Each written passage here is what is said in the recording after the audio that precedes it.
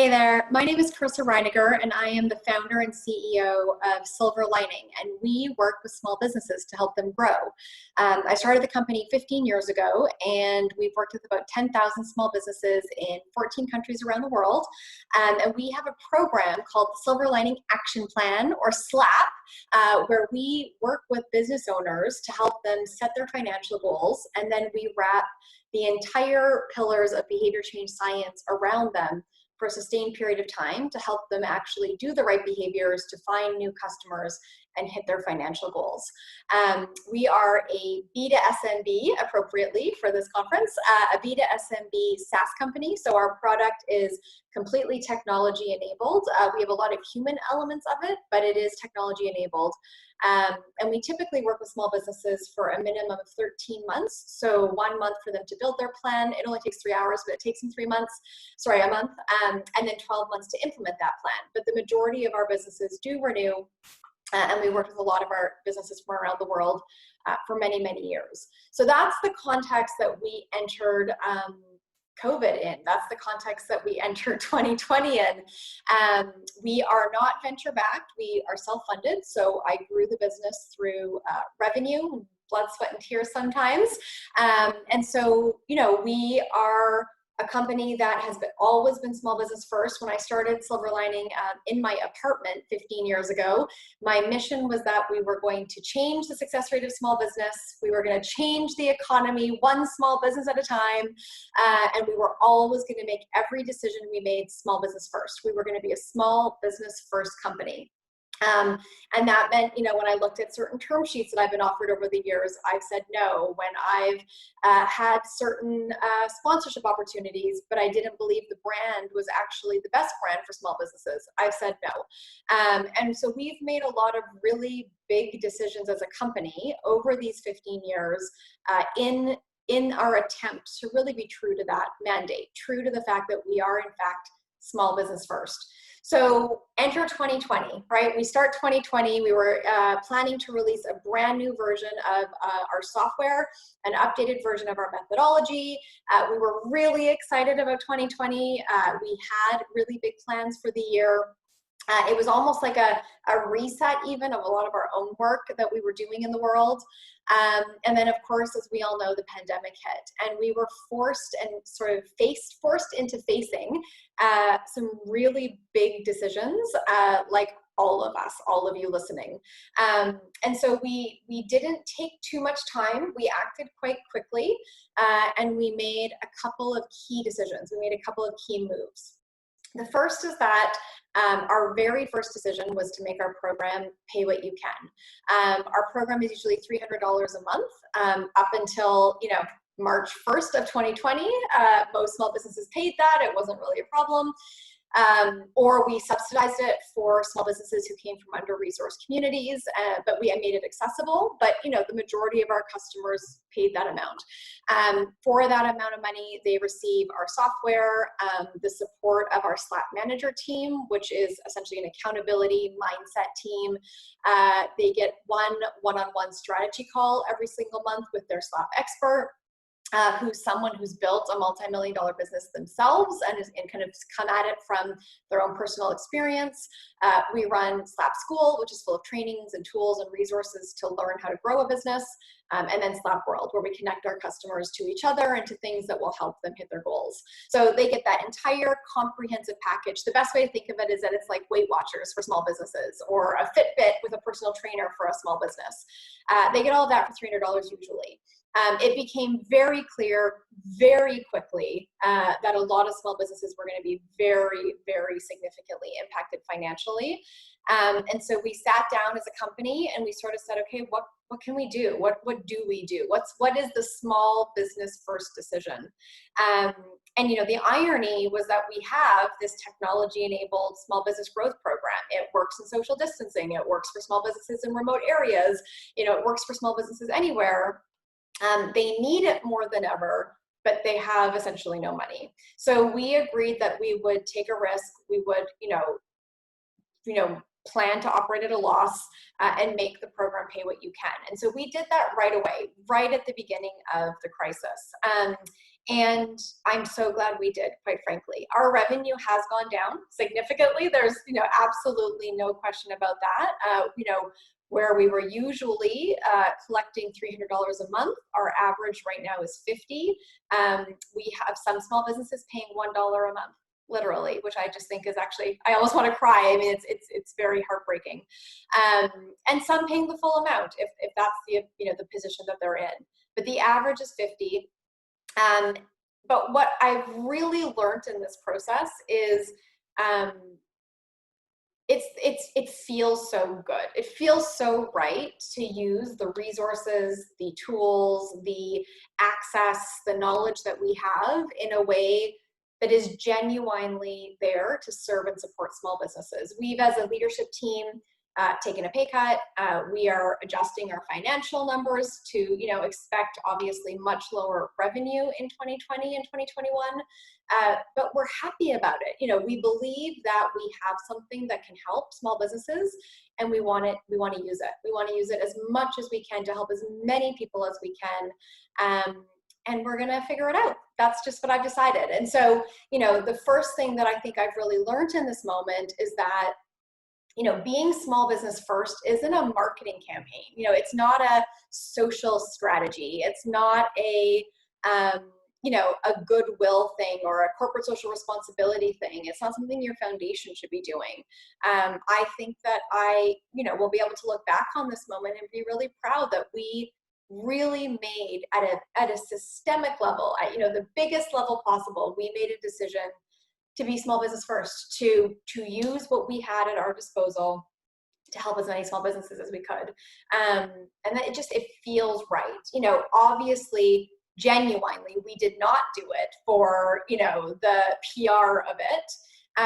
But I could not be more touched by the responses from the business owners that we get to work with, how much it means to them, how they're really trying to pay as much as they can to do right by us as well, which I think is really wonderful and a testament to small business owners and the fact that they are good people, most of them, and they are trying to do the right thing and they are hard workers.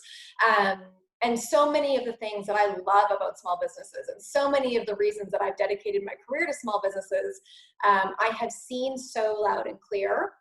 And that is, in a lot of ways, the silver lining, pun intended, to this moment is that, I think we're seeing the heart of small business in real exciting ways. And it's amazing. So that's the first move we made. The second thing that I would say we realized really early on is that small businesses were getting very overwhelmed by resource centers and offers and marketing campaigns. And I believe all of us were doing those things with the best of intentions. We were trying to help, but I think it had the opposite effect. I think that it actually burnt out the average small business and just overwhelmed them when they were already overwhelmed. So we very quickly aborted mission on that. We stopped building resource centers. We stopped, doing marketing campaigns and sending emails of support.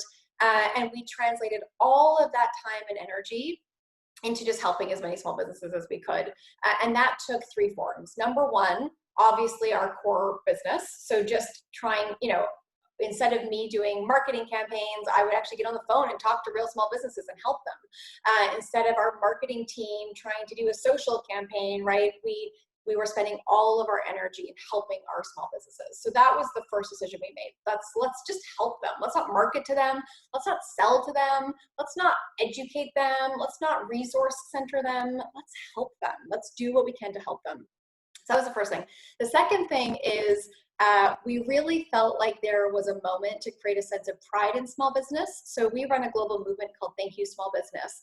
And we created a merch shop right away with these great hoodies and t-shirts and cups that just say Thank You Small Business.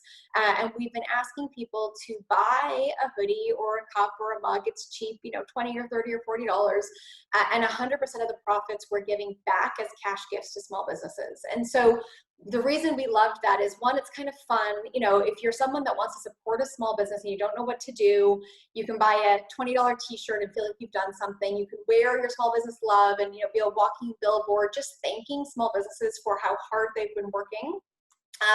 And then ultimately it's creating some cash gifts. Now, is it going to change the world? Is it, billions of dollars? No, but it really matters. And every little bit actually really matters. I'm going to come back to that in a second. The third thing we did is we launched a campaign called Buy from Small Business, where we just started to use any influence we had to get people to buy from small businesses. And that could have been a small decision like not buying from a big online retailer, buying from a small business, and waiting a little bit longer for the delivery, or paying a little bit more, but knowing that money is going straight to the business owner.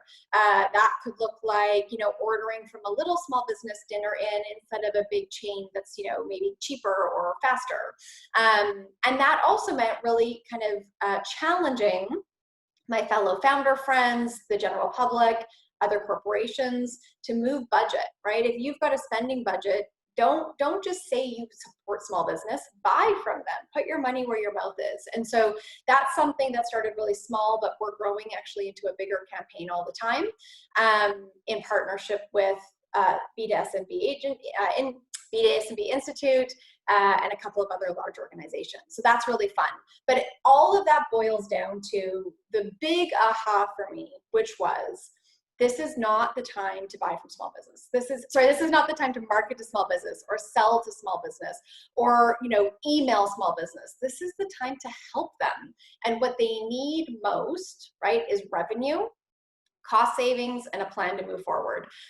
One of the things that we've seen, which I think is really beautiful from so many of our small businesses, is that maybe they got the PP loan, maybe they didn't, that's a whole other topic, but they don't want it. They're not reveling in a forgivable loan. They want to get back to business, right? If you think about the average small business owner, they have a huge sense of pride in their work. They are hard workers.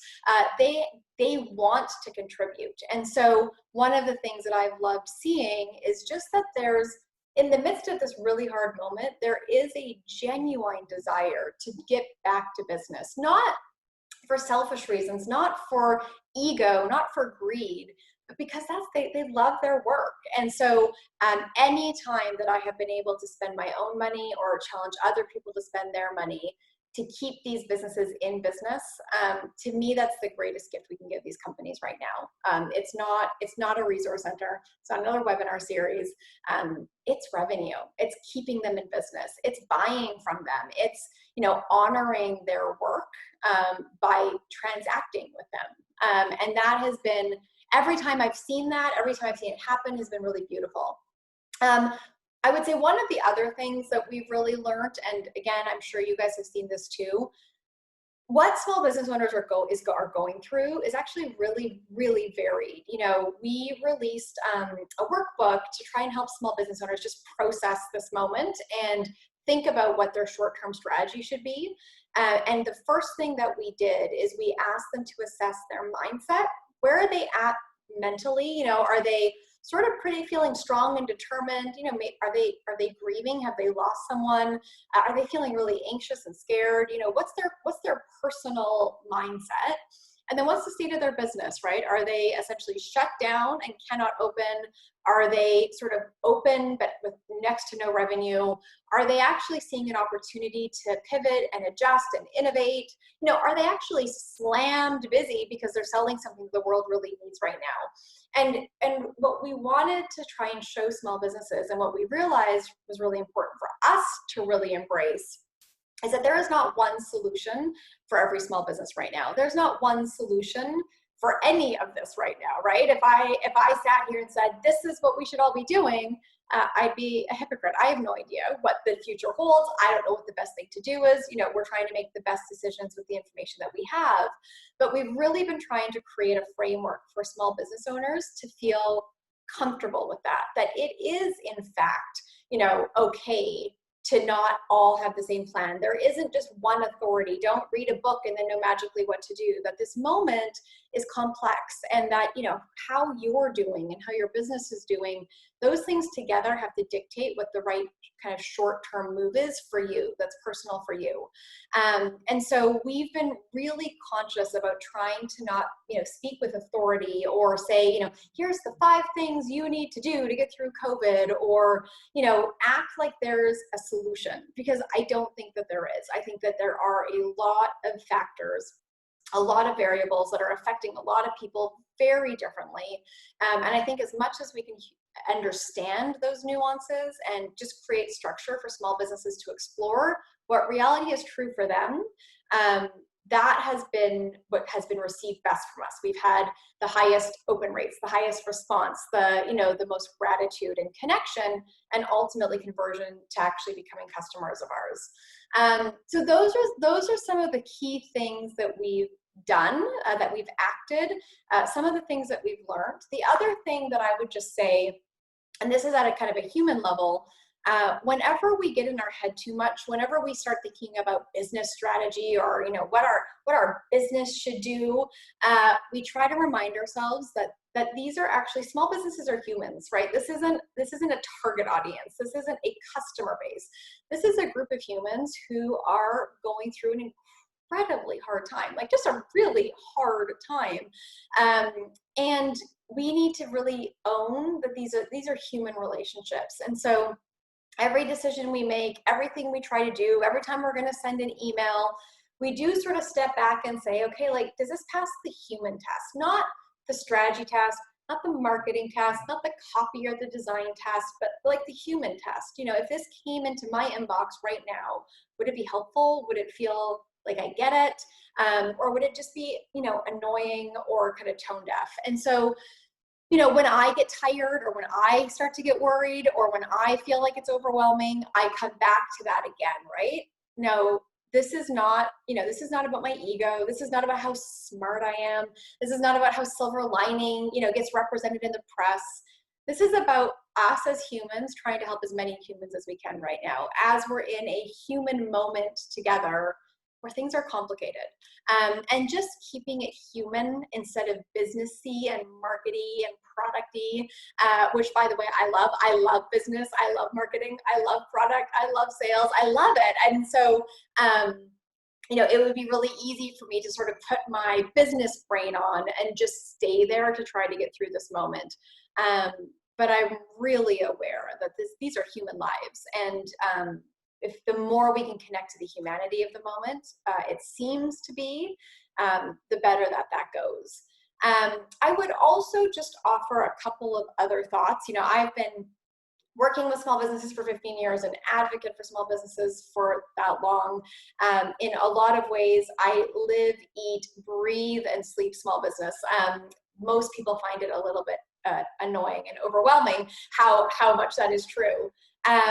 But, you know, whenever I talk to a small business one-on-one, you know, they are so clear that what they need is just support to get their business through this moment. They want to stay in business. And so as we all try to figure out how we keep ourselves in business, I think it's, you know, let's not fragilize these business owners. Let's not make them sort of this group of people we have to fix, but rather let's think of this as an opportunity to be of service to people who, quite frankly, have kept all of us in business all of these years. You know, all of us, if we're at this conference, if we're listening to this information, we lead a B2SMB company. We have made money on the backs of these small businesses from their checkbooks, from their budgets for a long time. And what they need from us right now, right, is for us, like they've kept us in business, they need us to keep them in business right now. And so,